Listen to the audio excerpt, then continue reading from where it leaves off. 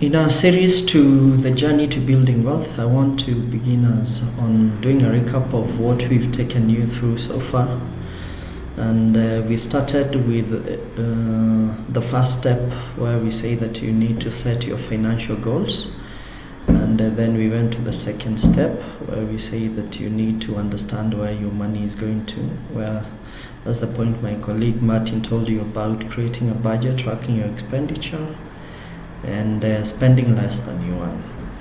So the third step was about managing your debt, because we said you need to take on good debt and avoid bad debt. So manage your debt. We also said under the same, you need to pay high interest rate debt and avoid credit cards where necessary.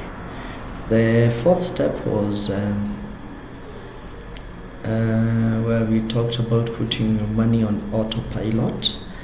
And this is basically getting it off the top. When you get your money, you get it off the top. This could be before the money gets to you, you have it deducted either through direct debits or standing orders, so that you get to plan for what hits your account. And then you can decide to spend 100% of the net amount that reaches your account. And today I want us to talk about now the fifth step, which is maintaining a steady lifestyle. And here I just have one thing to say, that your lifestyle does not have to scale up in tandem with increasing either your salary, bonuses, or any windfall that you get.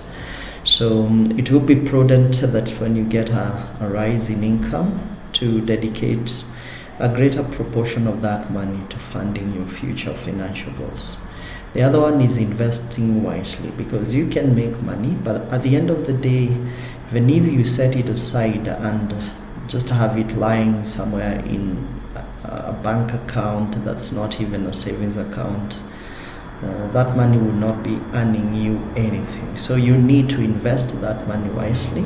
That money could be invested in income generating assets, like interest bearing assets, like could be fixed deposit accounts, treasury bills, could be commercial papers, or money market funds, or else you could have the money invested in a portfolio of well diversified high quality stocks, so that could also be generating an income for you and giving you what we call capital appreciation. And simply capital appreciation is when you buy a financial asset like a share or stock at 5 shillings, and after 3, 4, 5 years, or even a lesser time or even greater time than 5 years, it goes to 10, 15.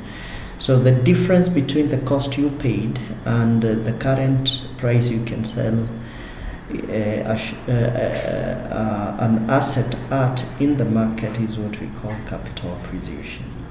And finally, I would want to mention that in all these steps, if you cannot do it yourself, either because you don't have the willingness, you don't have the time or the expertise to do that, it is prudent for you to look for the assistance of an accredited financial advisor or financial consultants, so that at the end of the day, you avoid doing costly mistakes or missing out on opportunities that either passed you because you're busy making money. And those are the 7 steps. I've tackled 3, and just to recap on the 3 I've tackled is, we said maintain a steady standards of living, that every time your income increases, we said don't increase your expenditure in tandem, because then you'll not be any better off.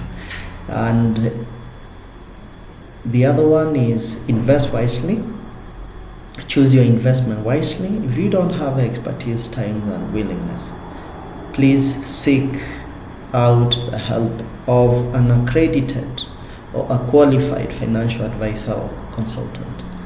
And finally and ultimately, if you do that, you will be well on the track to this journey of building financial wealth.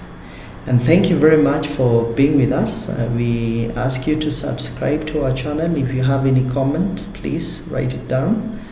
And we hope to be engaging with you in future videos for further learning. Thank you very much. Bye.